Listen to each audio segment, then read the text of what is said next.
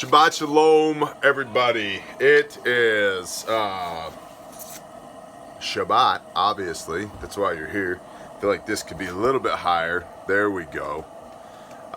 Huge storm here last night. Tail end of it's still going on right now. So we're in here by the light of a Coleman lantern. So if you hear a in the background, that's what you're hearing. And we're inside in the bunker barn. We're in Exodus 31 and 32 today. 31 is a short chapter. Now Moses is up on Mount Horeb, meeting face to face with the Most High Yahweh, okay? Father God. And we're coming towards the end of this. Now, Moshe has been up there 40 days, or he will be up there a total of 40 days. And we've talked about the parallel here of Moshe spending 40 days on the mountain face to face with the Father, receiving his instruction before he comes down off the mountain and begins his leadership of the children of Israel in earnest, okay? Now, to this point, he stewarded them out of the land of Mitzrayim, right? But he was kind of the PA system, the mouthpiece for the Father, because the Father has gone before them, right, in a pillar of smoke and fire. And that Hebrew word pillar actually means to stand upright. So I like thinking about the concept that the Father was physically there standing upright with them. That's important, because when we get to Exodus 32, we're going to see here that these Israelites, or at least a portion of them, turn their backs on the Most High Yahweh, and they fail to do what they were told to do. We've heard that before, haven't we? Right? That's the reason we have a Messiah in the first place, who spent his own 40 days coming face to face with the Father, during which he was tempted by Hasatan, the enemy, 3 times, right? And we've talked about that before here. You can go back channel, watch that if you want. So, we have Moses, right? And he's at the end of his face-to-face, his intensive with the Most High, okay? He's receiving specific instruction, and we're picking up on the end of that here in 31. I'm going to have to hold maybe if I hold it right here, I can read what this sucker says here in the dark. All right, 31. Exodus 31. Shemot 31. And Yahweh spoke to Moshe, saying, See, I have called by name Betzalel, son of Uri, son of Hur, of the tribe of Yehuda, of Judah, tribe of Judah. Remember Hur, one of the 2 guys that was holding up Moshe's arms? Remember? You guys remember this? Okay. Hur was like a serious dude in the Israelite community, okay? And so the Father's telling Moshe, listen, I'm picking out some people here, one of which is this Betzalel guy, or Belalel, or Bezalel, depending on which book you're reading out of. But here in the scriptures, it says Betzalel, okay? And he's going to be the chief workman, all right? We have here in 31:3, and I have filled him with the spirit of Elohim in wisdom and in understanding and in knowledge and in all work, to make designs for work in gold and silver and in bronze and in cuttings of stone for setting and carving wood, and to work in all work. This guy's the architect, okay? Interestingly enough, there's a tradition, we'll get to it here in a minute. This guy's the chief architect. He's the head workman, because, we have basically an agricultural society that was in bondage in Mitzrayim here with the Israelites. So they come out of bondage, they leave Mitzrayim, they leave Egypt, and now they're out here in the wilderness at Mount Horeb, which you can Google where people think that is. There's a pretty compelling argument in the pseudo-documentary, The Exodus Decoded, which is, interesting in of itself, but they do a pretty good job of pinpointing where likely that is. And so, also, just for everybody's information, there is a barred rock chicken on a shelf over here in my tile saw, trying to lay an egg right now. So if it starts sounding weird, that's what's going on. There's a chicken in a tile saw trying to lay an egg. Okay? So now they're out here in the wilderness, and they're like, bro, you gave us all these instructions on do these things, right? Where are these skilled workmen? Okay, I'm good at herding goats. I don't know how to weave. I'm not so good with the crocheting needles and the, and the stitching and the knitting. Not my jam, right? Okay, poles of acacia wood covered with gold. Who's gonna do that? Like, I know how to band rams. That's what I got. So here comes Betzalel, anointed by the Most High, chosen. He says, I'm going to choose this guy. He's the chief architect. He's the lead workman. And he's going to, the Father says, I'm going to put all this in his heart, and he's going to instruct everybody else on the way to do these things. Okay? Good. 31:6. And look, I have appointed with him Oholiab. Oholiab. Remember Oholibama from Genesis? I see you, Marlo. I hope you're singing. Oholiab, son of Ahisamach, probably, of the tribe of Dan. And I have put wisdom in the hearts of everyone who is wise-hearted, and they shall make all that I have commanded you, the tent of appointment, and the ark of the witness, and the lid of the atonement that is on it, with all the utensils of the tent, and the table, and its utensils, and the clean gold lampstand, clean meaning pure, with all of its utensils, and the slaughter place of incense, and the slaughter place of ascending offerings, with all of its utensils, and the basin with its stand, the woven garments, the set-apart garments for Aaron and the priesthood, garments for his sons serving as priests, and the anointing oils, and the sweet incense for the set-apart place, according to all that I have commanded you, they are to do. Okay, so this Oholiab guy has also been appointed from the tribe of Dan, and he put wisdom into the hearts of everyone who is wise-hearted. These people who are going to do these things, he put the wisdom into their heart. So that's actually, some might say, almost like a gift of the Spirit. Like, there's certain people who receive the Spirit, right? And bam, now all of a sudden they can play, the keyboard or whatever, right? There's certain other people who received the Spirit 34 years ago, and all they have is E, F, and G on the keys, and that's it. Right? So, that's neither here nor there. But, point being, the Father has appointed these guys, okay? So we have Betzalel, son of Uri, son of Hur, and Oholiab, son of Ahisamach, of the tribe of Dan. Okay, now Dan is allegedly the tribe. Dan is a lesser tribe. Okay, and Judah, tribe of Judah. Betzalel is from Judah or Yehuda, which is like, yeah, they're the bomb. Okay, they're one of the top tier tribes. Dan not so much. So we see there's a balancing here, right? The greatest of these and the least of these, we're all gonna everybody get on board. Doesn't matter your station in life. It doesn't matter what your, who your friends are, who your family was. Everybody get on board. I'm going to use all of you guys.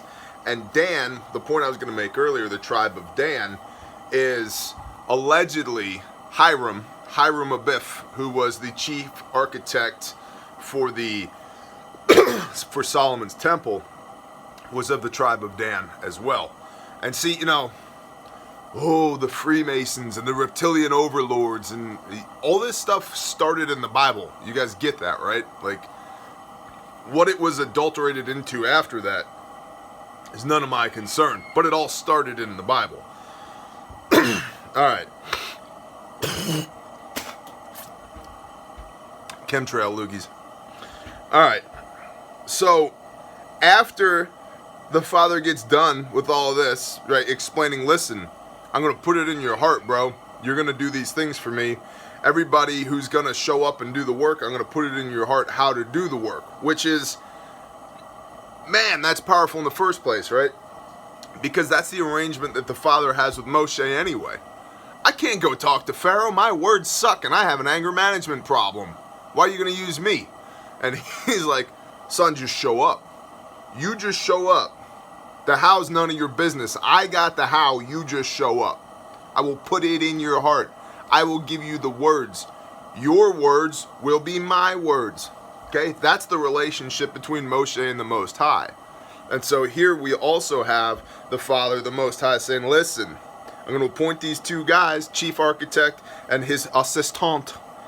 And then they're going to be over the top of all these people who have it in their heart to do the work. The wise-hearted, they want to participate. Then I'm going to put the how in their heart. They show up, I'll handle the how. Ladies and gentlemen, if that does not resonate with your life, it should. You show up. He's in charge of the how. Okay? If he puts the conviction on your heart to do a thing and you show up to do it, he'll deal with the rest. That's the relationship here, okay? And it will go well for you in the doing of. You will be blessed by the doing of. So now, after he establishes, he being the Father, the Most High, establishes, look, bro, I got you. You show up to work, I'll handle the rest. We're talking about work. We've spent a lot of chapters. This is probably the 4th week that we've talked about the how do you build this temple? Which temple? This temple here.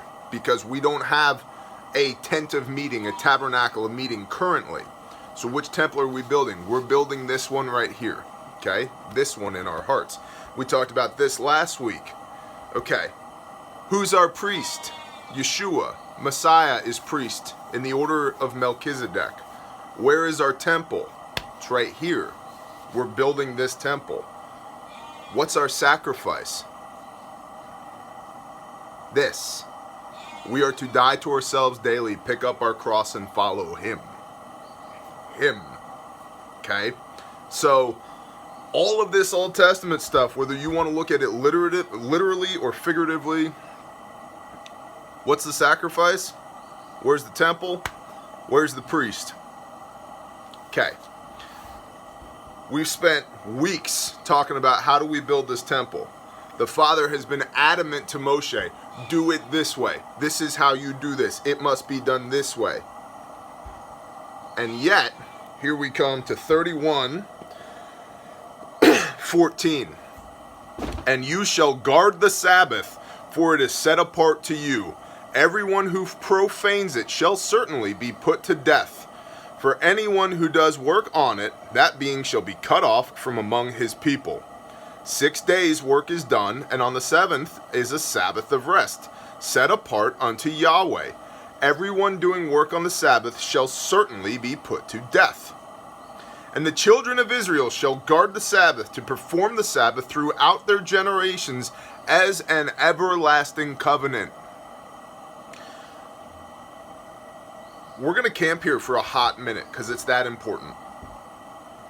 Number 1, he just got done telling us all the work that we need to be doing.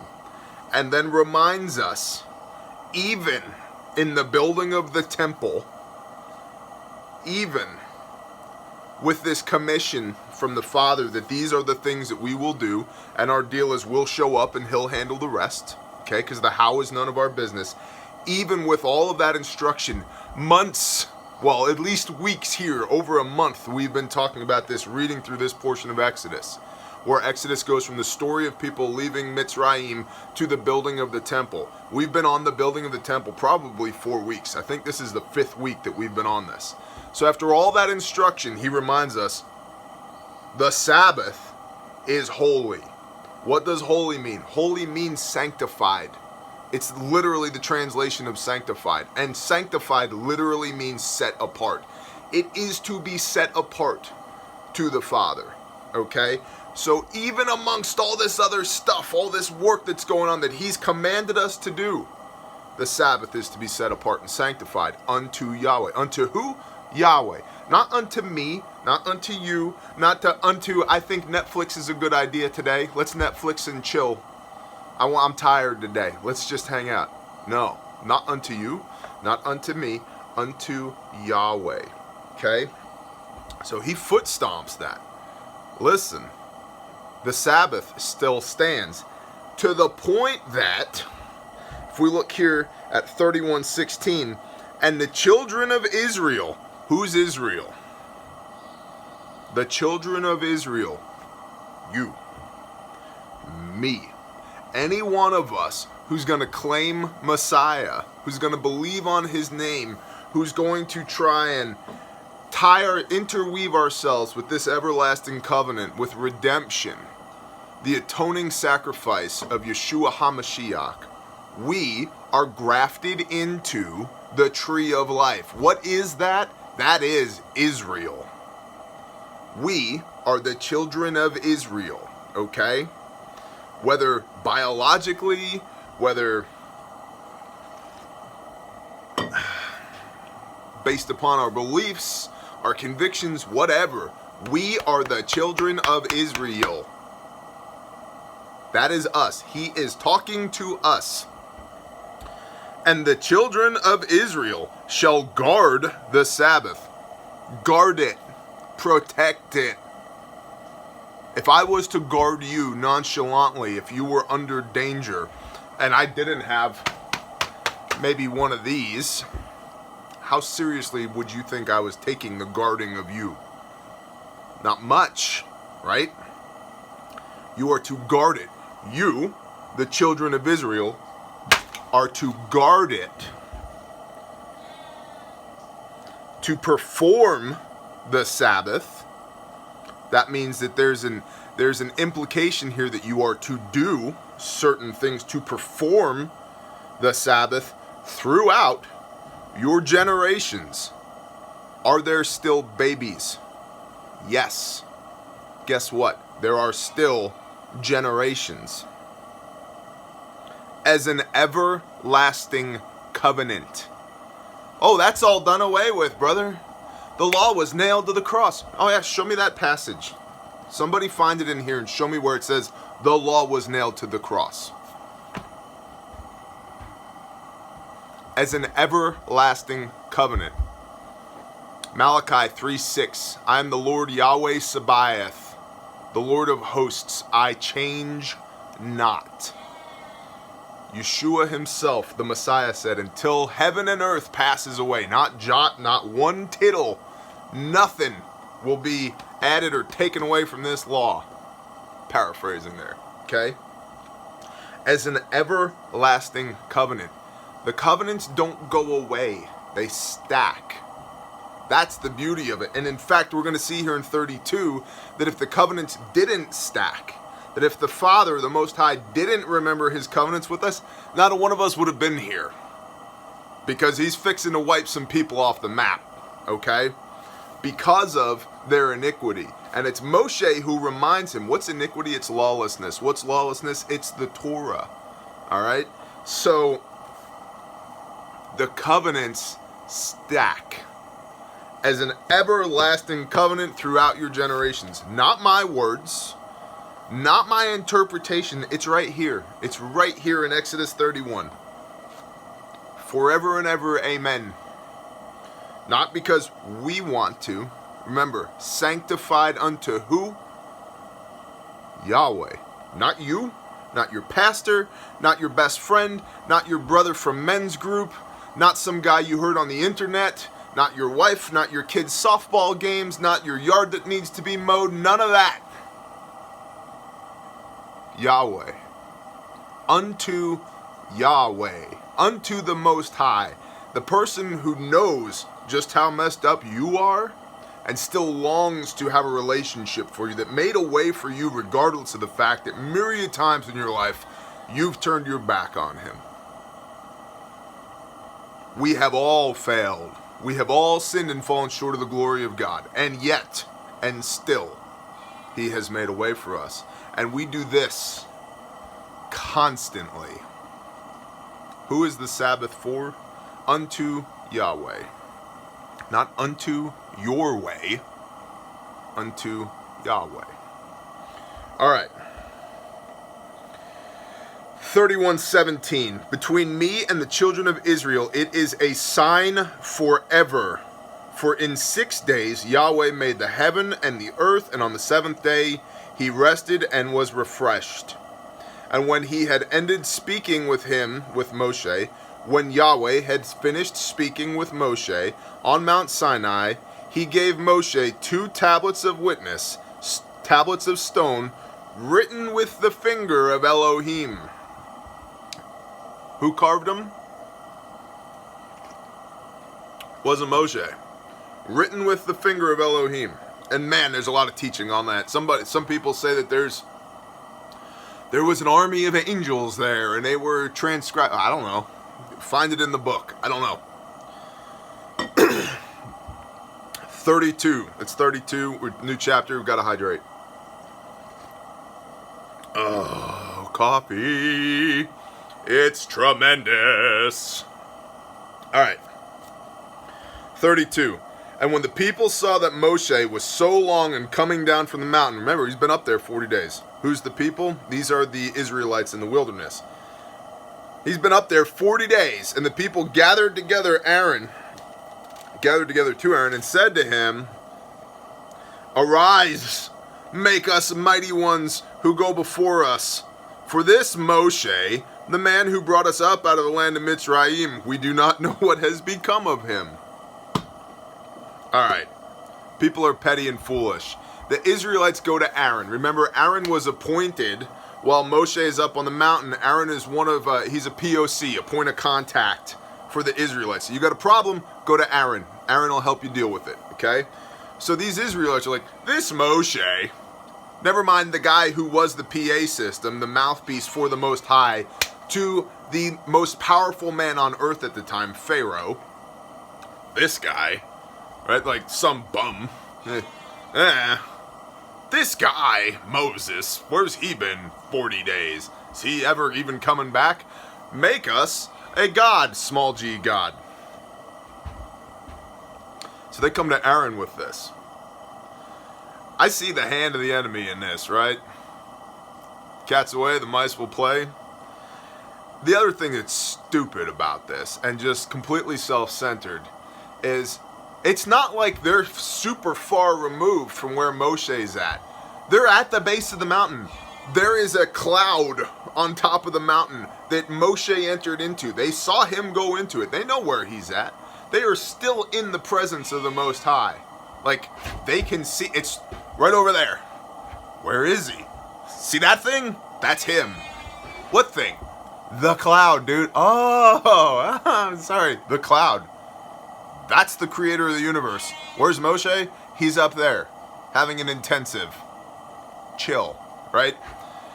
There's no excuse here, is the point. There's no excuse. They know where he is. They know who he's with. They know what he's doing. They have a point of contact. There's no excuse here. This is just pure human pettiness. And yet and still, story of humanity, we're gonna mess up. It's what we do. And I'm telling you, if you're not daily thanking the Creator for salvation, you should. The wages of sin are what? Death. The wages of sin is death. What is sin? 1 John 3:4. Look it up. Sin is transgression of the law. What is the law? Torah. What is Torah? Torah is the way that we conduct ourselves to be found pleasing in the eyes of the Most High, so that we will experience His provision, protection, and blessing. Okay? My testimony. That's what I got on that. It's the first 5 books of the Bible, the 613 Old Testament commands about how you are to conduct yourself so as not to be a scumbag and to put a smile on the face of the Most High and then your brethren and your wife and your kids and everybody else that you come in contact with to the best of your broken ability, which is why we have a Messiah in the first place, because we can't do it. So when Messiah showed up and said, hey guys, I'm here to fulfill the law. Fulfill is not, that does not mean the book is closed. That's the Greek plerau. Plerau means to embody. I'm here to embody the law, to show you guys how to do this thing, to walk it out for you so that you can see it. Because the book wasn't enough. Now you have somebody to watch. somebody to listen to, eyes to see, ears to hear. Now you have an example, okay? And never lose sight of the archetypical consistency between Moshe and Yeshua, Messiah. Now, granted, Moshe was not Messiah, right? But the parallels between the two are striking if you do some research into that. So you should thank the Most High for Yeshua and your salvation every day, because the wages of sin is death, as we're about to see. So these Israelites, they knew the deal. They knew the deal. They knew what was up, and yet they chose not to conduct themselves to be pleasing to the Most High. And they pay for it.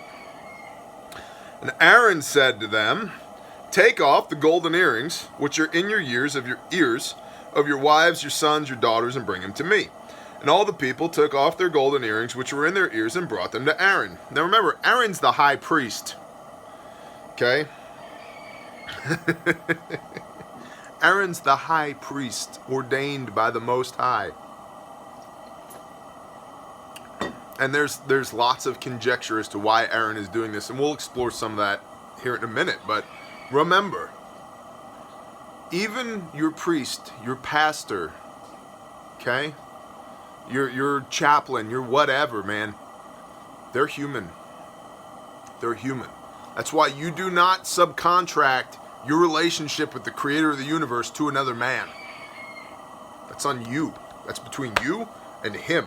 Not me, not your pastor, not your buddy from men's group.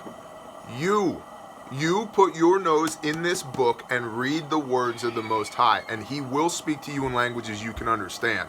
Because I'm gonna mess up. Your pastor's gonna mess up. Some other guy on the internet's gonna mess up. Men make mistakes. That's what we do. That's what we do. And so if I'm gonna make mistakes, let it be that I did the best of my broken ability to follow this, what it says, not what some guy said. Okay? Aaron was the high priest, and yet here he is. Pull these earrings out of your ear, bro. Let's get busy. So,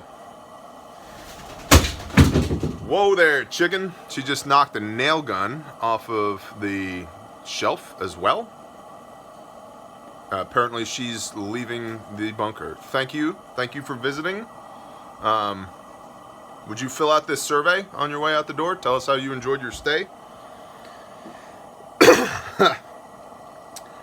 Alright, and Aaron, took this from their hand, and he formed it with an engraving tool and made a molded calf. And they said, this is your mighty one, O Israel, that brought you out of the land of Mitzrayim. What is the first of the 10 commandments? You will have no other gods before me. Rule 1. Broken. What is he? This is your mighty one, O Israel, that brought you out of the land of Mitzrayim. Is it? The cloud's still on the mountain. He's right there. I can see him. Is it, Aaron? What? What are you doing? Alright. And Aaron saw and built a slaughter place before it, and Aaron called out and said, tomorrow is a festival to Yahweh. And they rose early on the next day and offered ascending offerings and brought peace offerings, and the people sat down to eat and drink and rose up to play. And Yahweh said to Moshe, go, get down, ! For your people whom you brought out of the land of Mitzrayim have corrupted themselves. I can't imagine the pressure on Moshe. I can't imagine it. I empathize with the man. The unintentional shepherd, right? That the father tapped him on the shoulder, was like, I need you. For what? He's like, just a little thing called all of humanity. So just show up. She's like, what? What are you talking? I just killed a guy. What are you talking about? He's like, I know. I got that. Working on it. Non-issue. Don't worry about it, right? I get my people? My Father, these are your people. I'm just shepherding in them. They're your people. You are responsible for them. James 3, my brothers, let not many amongst you be teachers. Because you're responsible for the people underneath you. right? So if I was Moshe and if I was like, bro, your people are getting out of line, my initial is like, whoa, they're your people, right? Yeah. Extreme ownership. They're my people too. Because the commission came from him down to me, and then from me down to them. Whew. But I get it. 3 to 5 million people? Right? It's a lot of people. And they turned aside quickly out of the way which I commanded them. They have made themselves a molded calf, and have bowed themselves to it, and slaughtered to it, and said, This is your mighty one, O Israel, who brought you out of the land of Mitzrayim. And Yahweh said to Moshe, I have seen this people, and see, it is a stiff-necked people. Y'all are bad at obeying, a stiff-necked people. And now let me alone, Yahweh, that my wrath might burn against them, and I consume them, and make of you a great nation. He's like, get out of here. Dad's pissed. And I'm going to consume them, and I'll make out of you, Moshe, a great nation. Whoa. What happened to the God of Abraham, Isaac, and Jacob? Jacob, who became Israel, who's gonna, out of him, great nations, right? He's like, I'm gonna go consume them. I'm done with this. I'll make a nation out of you. Okay? Dad is not happy. That is really... Guys, I'm going out for a little bit. The first rule of the house is, don't do this. Okay, sounds good. Have fun, Dad. Come back. The first thing I told you not to do, you did. You did it knowingly. You knew not to do this, and yet you did it anyway. Oh, the wrath. Right? I get it. But Moshe pleaded with Yahweh, his Elohim, and said, Yahweh, why does your wrath burn against your people, who you have brought out of the land of Mitzrayim with great power and a strong hand? Why should the Mitzrites speak and say, for evil he brought them out to kill them in the mountains and to consume them from the face of the earth? Turn from the heat of your wrath and relent from this evil to your people. He's saying, listen, you brought these people. This is Moshe talking to the Father. The stone's on this guy. You brought these people out of Mitzrayim. You don't want the Egyptians saying, look what he did. He brought them out of Egypt so he could bring them in the middle of the desert and then kill all of them. Okay? And here's where he goes even farther. This is Moshe talking to the Most High. He says, remember Abraham, Isaac, and Israel, your servants, to whom you swore by yourself and said to them, I increase your seed like the stars of the heavens, and all this land that I have spoken of I give to your seed, and they shall inherit it forever. And Yahweh relented from the evil which he said he would do to his people. He decided not to wipe them off the face of the planet, all of them, like that. Chemtrail. So, there's a lot to be said for this. Moshe reminded the Most High, remember your covenants. There's a quid pro quo here. You want him to remember his covenants? You better remember your covenants. It's not a one-sided game here. Okay? It's not a one-sided game.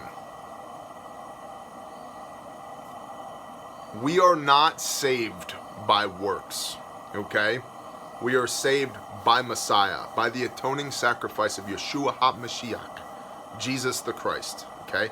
That is where salvation comes from, by belief in his name.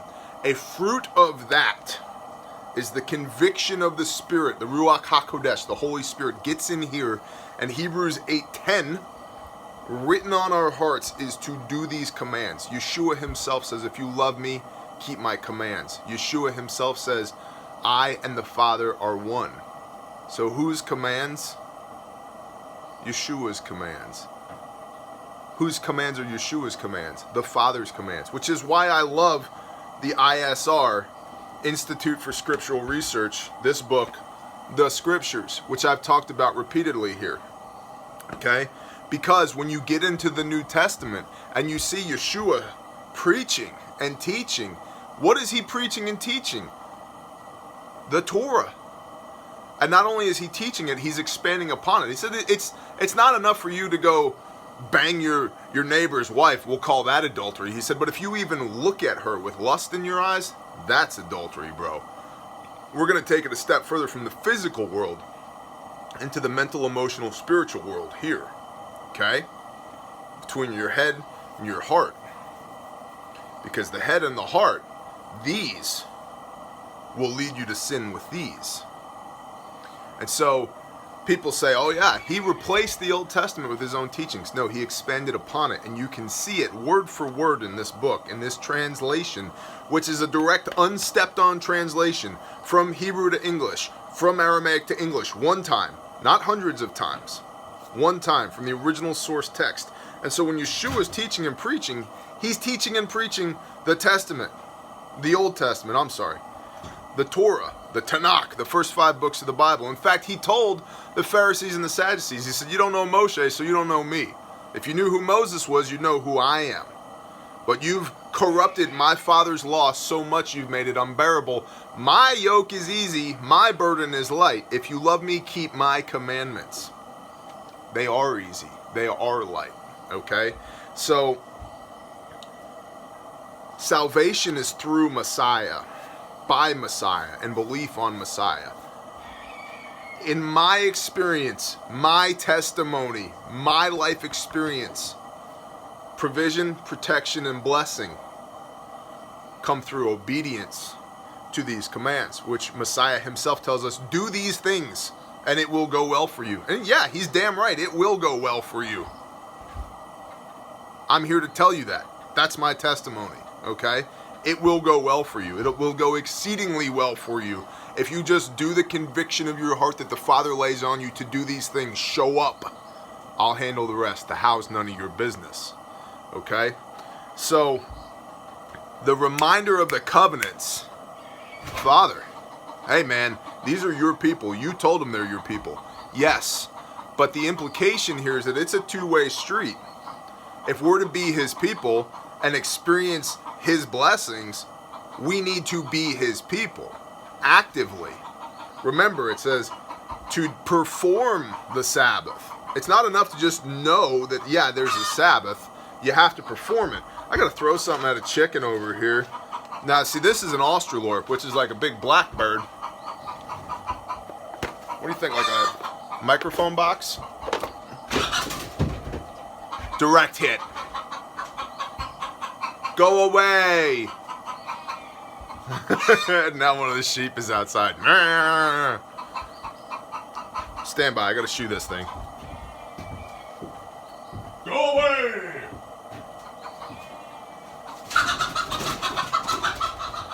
There you go.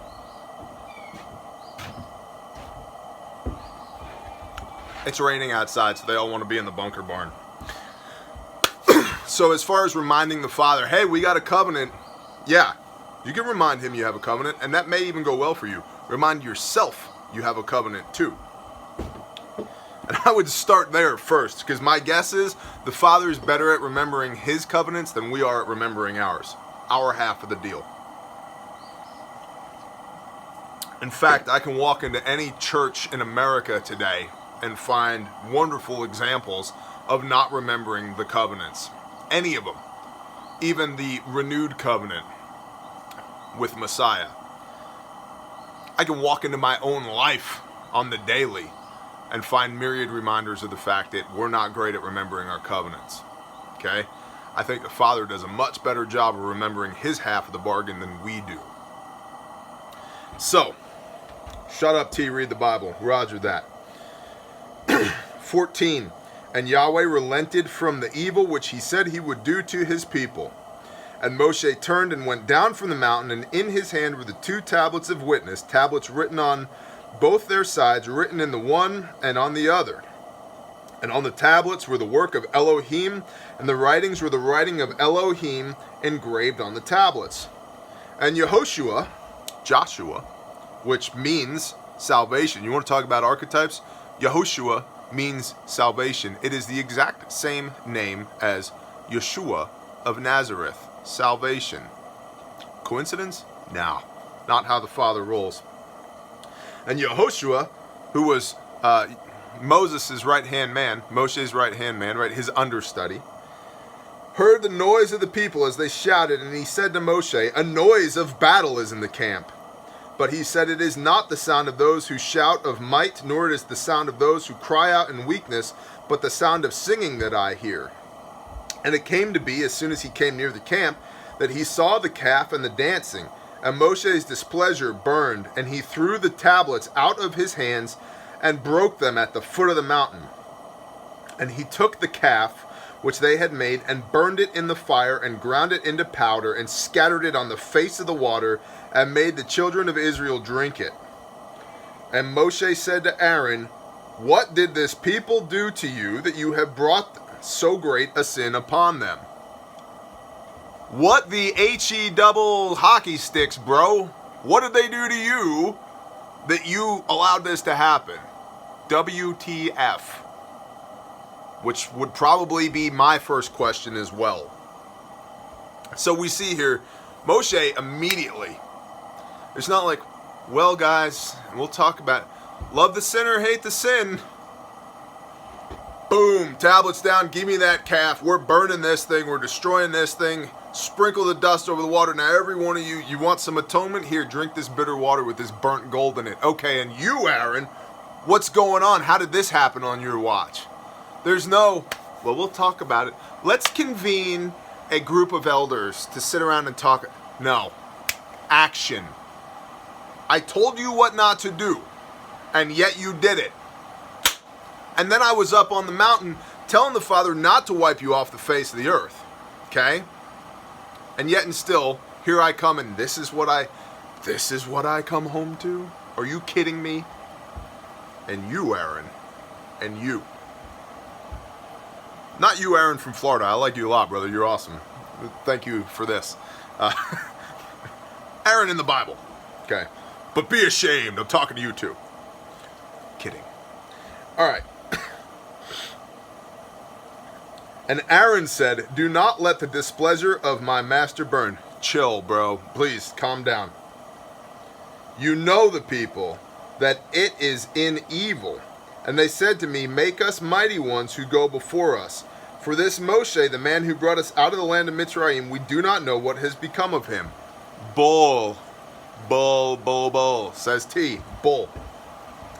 And I said to them, whoever has gold, let them take it off. And they gave it to me, and I threw it in the fire, and this calf came out. Guys, have you ever heard that argument for evolution? Saying that the statistical likelihood of evolution is if an F5 tornado plowed through a junkyard and like a brand new Lamborghini landed on the other side of the junkyard, right? I don't know what happened. It just happened.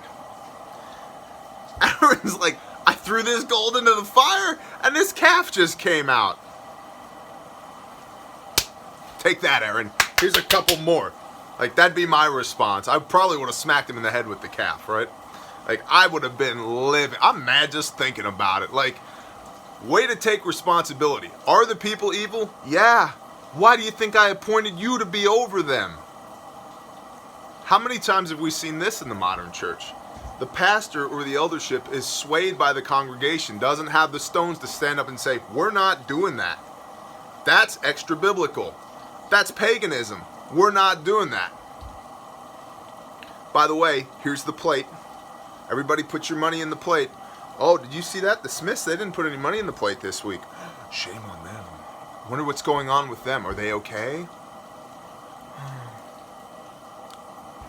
Bull. Bull. Yeah, Aaron. The people are prone to evil. They have a proclivity to misbehave. Why do you think you're here in the first place? That's why I appointed you. Not so that a bunch of people would go, hey, I have a great idea. And you go, sure, no problem, we'll do that. Dude, you know whose statutes you are to keep. Not theirs. His. his statutes, man. This is why I'm telling you, like, love your pastor, but beware. I love my pastor, but I check everything on my own because I am responsible for me to the Father, and I am answerable to the Most High for everybody that's underneath me.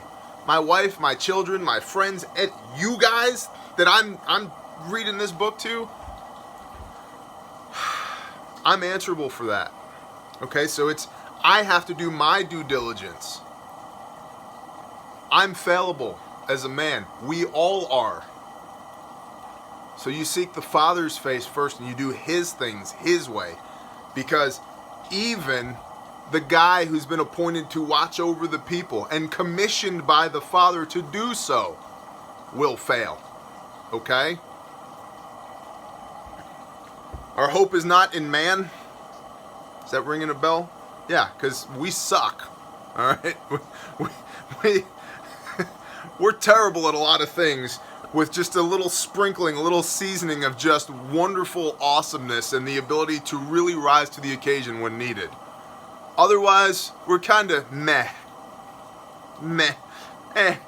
6 out of 10, right? Occasionally, we'll push a 9.5 out of 10. Occasionally, sometimes we're a 2 out of 10. Aaron was about a 1 out of 10 on this one.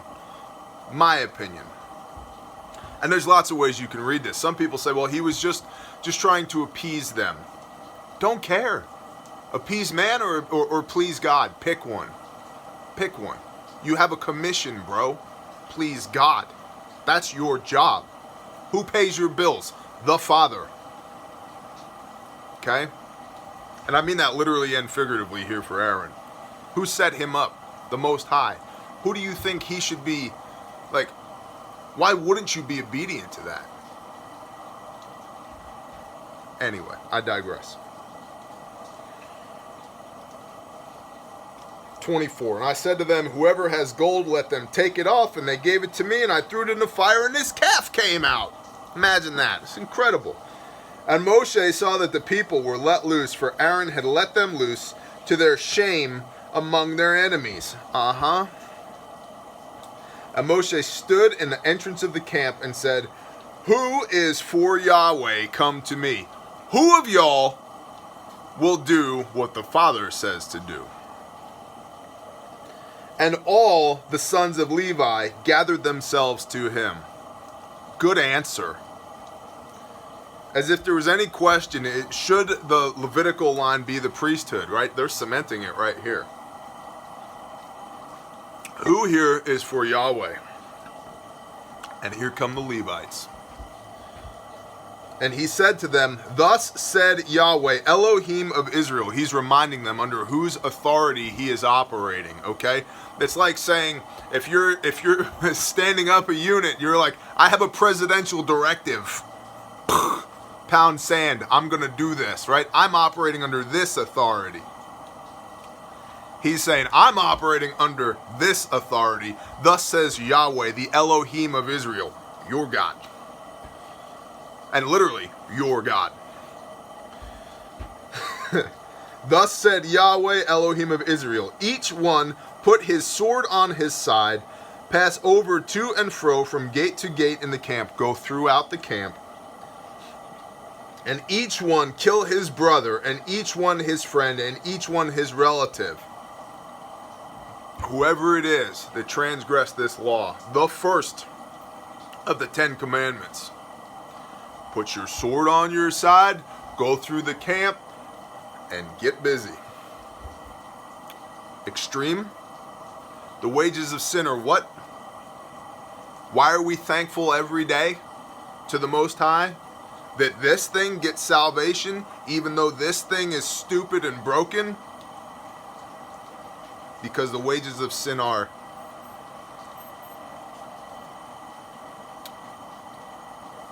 we don't deserve salvation because we do this constantly. We deserve death. Okay? We deserve death.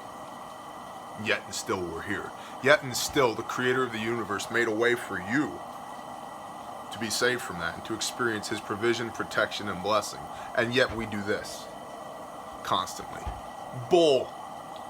That's our worldliness, our ego. That's Hasatan getting in there and twisting our thumb screws, putting needles in our brain, pressure on our shoulders. That's not ours. And it's not his. Okay? That's not from him. Salvation. Redemption. There's a way for you. There is a way for me. We deserve death. And yet, here we are. And so, given the opportunity to not perish because of our sins, wouldn't it make sense to do the best of our broken ability to do the conviction of our heart that is written there by the Creator who saved us in the first place?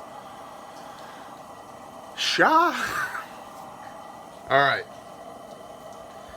And the sons of Levi did according to the word of Moshe, and about 3,000 men of the people fell that day. And Moshe said, they killed 3,000 people. And Moshe said, you are ordained. How many did Yeshua save? Just saying. And Moshe said, you are ordained for Yahweh today, since each one has been against his son and his brother, so as to bring upon you a blessing today. You've proven yourself unto Yahweh. You've been ordained. You are gifted over. You belong to him now. You've shown, okay, against your son. And I don't even want to think about that. My brother's one thing. That's heart-wrenching. My son, that's gut-wrenching. Raise them up in the way that they shall go, and they will not depart from it when they are older. Praise the Most High. I don't ever want to be there. This is why civil war is terrible. Because it is father against son. It is brother against brother. Okay? But they proved themselves. And some would say, how barbaric. This thing that you're experiencing right now, this is the statistical anomaly. People are barbaric. Your God, if you believe in Yeshua as Messiah, go read Exodus 15:3. Yahweh is a warrior. Yahweh is his name. Malachi 3:6. I am the Lord Yahweh Sabaoth, the Lord of hosts. I change not. Those hosts are not friendly angels here to give you a hug. They are armies of angels, armed with swords and armor. Okay? Yahweh is a warrior. Yahweh is his name. This is the statistical anomaly. This polite society that we have, that shuns brutality, that's afraid of a little blood, this is new, but it's not normal. Not in the history of mankind. And I'm not saying that's a good thing or a bad thing, but I'm saying understand the context here. These people were ordained to the Most High by doing his commands and cleansing the camp of people who wouldn't. They have proven themselves on the spiritual battlefield for their general, for the Most High. And let there be no mistake of that. Who runs the show? He does. And it came to be on the next day that Moshe said to the people, You have sinned a great sin, and now I am going up to Yahweh, if I might atone for your sin. And Moshe returned to Yahweh, so he went back up the mountain, and said, Oh, these people have sinned a great sin, and they've made for themselves a mighty one of gold. And now, if you would forgive their sin, but if not, please blot me out of your book which you have written. And Yahweh said to Moshe, Whoever has sinned against me, I blot him out of my book. And now go, lead the people to the place which I have spoken to you. See, my messenger goes before you. Who's the messenger? Capital M, messenger. Who's the messenger? The messenger of the Lord. The messenger of Yahweh. Look. Can you guys even see that? Capital M. My messenger. Yeshua. Yeshua Messiah. Your New Testament freaking Big C church emasculated polo wearing beta male. Turn the other cheek, brother. Yeshua Messiah goes before them. The messenger of the Lord, who was not a freaking beta male either. Let's get that straight. Oh, Oh, you're going to sell goods and handle money in my Father's house on the Sabbath? Are you out of your mind? Let's make a whip so we can start grabbing people by the neck and throwing them out and flipping tables and beating people. And let's cleanse this thing, man. There's a huge parallel there as well as far as this temple goes. You let Messiah in, he's gonna wreck you. He needs to, because he needs to get all that other bull crap out of the way so that you can perform the way you're supposed to. So you can fulfill the roles that you're supposed to, right? Messiah revolutionizes life. And a lot of the times, the way that he does that is he just gets in there and starts grabbing things by the neck that shouldn't be there and throwing them out. Flipping tables over. Removing things from you that aren't supposed to be there. Maybe they seem like they're supposed to be there. Maybe that's just the way we've always done things here. They're not his way. Messiah was not a beta male. Messiah, I and the Father are one. Exodus 15:3. Yahweh is a warrior. Yahweh is his name. This dude was a tradesman who hung out with fishermen, right? This guy was not, he was not Phil from accounting, okay? And anybody who says he is reading a different book than I am.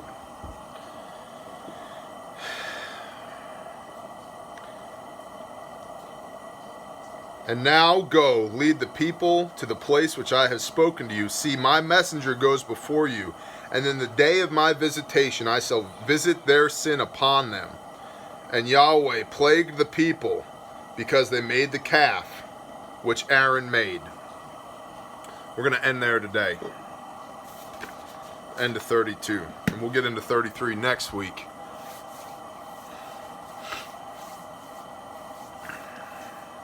There's a clear parallel here. There is a clear parallel here between the worship of false idols, which could be, especially in today's day and age, greed, lust, materialism, worldliness. Like there's all this stuff around us that we put on a pedestal, that we put above the Father, that we put above our relationship with Messiah, that we put above our obedience to commands, right? All that stuff takes a back seat. I'm good. I'm washed in the blood. I'm good, right? I'm good. Go to church, read the book for an hour. Cowboys come on at 12. Let's roll, man. Good. Check that box. I'm good for the week. 168 hours in a week, ladies and gentlemen. 168 hours in a week. An hour or two does not cut it, okay? We're building this temple so that he can dwell within our midst. That's the entire story of making this tabernacle. Let it be the work of a fine craftsman. Let that craftsman be anointed. Okay? Build this temple so that our high priest, Yeshua Ha'Messiah, in the order of Melchizedek, can sacrifice this when he cleanses the temple so that we can do things his way. Not our way, his way. And that sucks here in real life sometimes, right? When he gets in there and starts flipping the tables of your life and beating friends and people, you know, with a whip and driving people away, you're like, this is not what I signed up for. This is not what the Big C Christian Church told me. I thought I was going to get love and acceptance, and you are. But you're going to get love and acceptance for the person you were created to be when the Father saw you in his mind's eye and created that spark of life that's in you that is struggling to get back home again through Yeshua Messiah. Not the broken you that's in love with this world. That's who you are to die to yourself daily. That thing goes away. You are made new through Messiah. And the making new is not a comfortable, easy process. Yet and still it must be done. We see the Israelites being made new. They're brought out of Mitzrayim. They're brought out of the land of idolatry, the land of paganism, the land of oppression, the land of bondage. They're physically removed from that to a new place. so that the Father can work on them, so he can deliver his law to them, so that he can lead them with his messenger, who is our Messiah, so that our Messiah can lead them to show them the way, literally show them the way, plerau, embodiment of the law, to show them the way, to go forth before them, to walk it out for them. Okay? And in the process, the refining of this body of the people of Israel, people fall by the wayside. This temple gets cleansed. Things get wrecked. It's not easy. It's not polite. There will be blood. And the modern church tells us none of this. Oh, it's all going to be okay, brother. Just believe in Messiah, and it'll go well for you. But that's about this much of the story.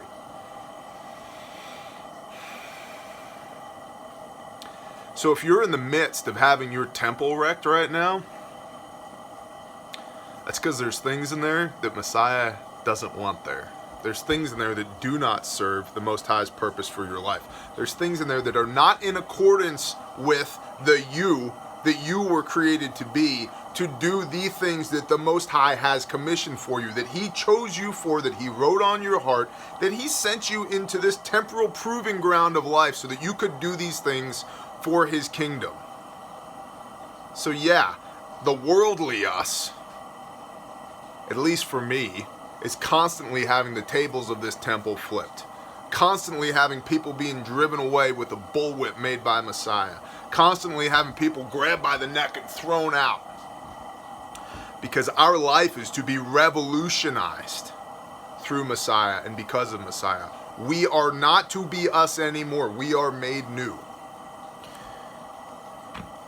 And it just pisses me off when people say that the Old Testament has nothing to do with the New Testament, because it just cheapens the story of Messiah to remove all of this context. Look at how powerful this is. Over and over and over again, Messiah shows up in the Old Testament. Constantly. He's there. He leads the patriarchs.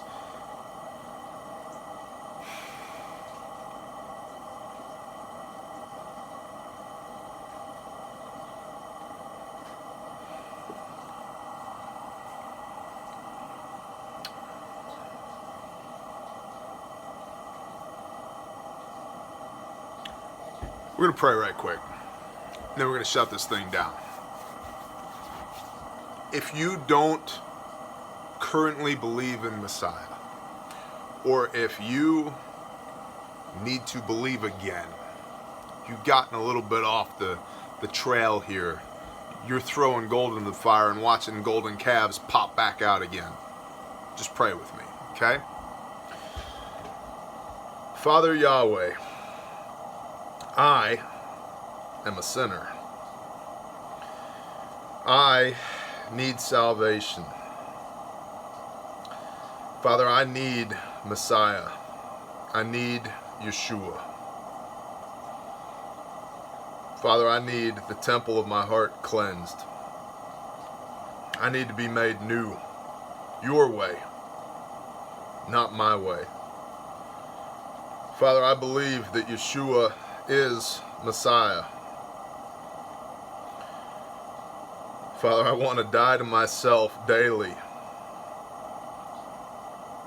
Father, I ask that you would separate me from my sin as far as the east is from the west. Father, I thank you for salvation through Yeshua Messiah. I thank you that you've made a way even for a broken person like me. I pray that you would heal the wounds of my heart and that you would forgive me as I forgive those who have trespassed against me, Father.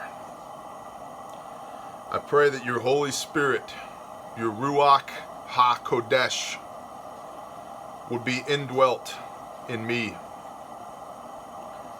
Father, and I ask you for gifts of this Spirit.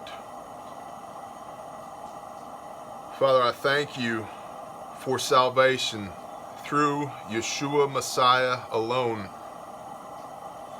And Father, I ask that you would continue to revolutionize my life so that I would be what I was intended to be, fearfully and wonderfully created in your image. And I ask these things in the mighty name of Yeshua Ha'Messiach. Amen.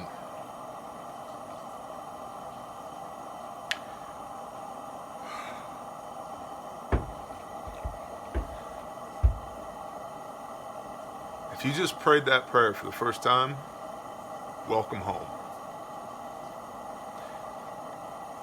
If that's the first time you prayed that prayer in a long time, welcome back. Now get busy. Father has work for us to do. Amen and shalom.